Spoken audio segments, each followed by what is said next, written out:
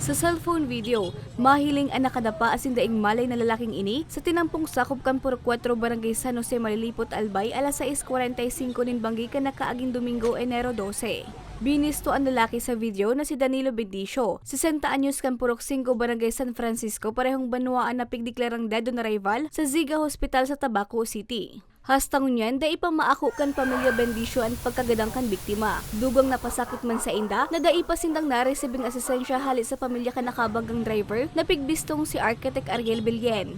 Mabuot po siya, mahigos po, suportado po sa mga aki ko, tapos bigla pong nawala. Hindi ko po matanggap na anong nangyari ko po sa agumas.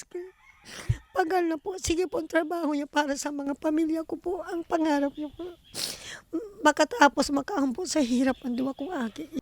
Basado sa investigasyon kan Malilipot Municipal Police Station, haling Barangay San Jose, pigbabaybay kan suspek ang direksyon pasiring sa Tabaco City. Nasa pagbalyo naman sa tinampuan biktima, puli sa indang residensya kan mabangga kan suspek. Napag-araman man na burat ang suspek kan mangyari ang insidente. Sa mga motorista, lalo na po yung mga dumadaan dito po sa kabaan ng Malilipot, mag-ingat po tayo, no?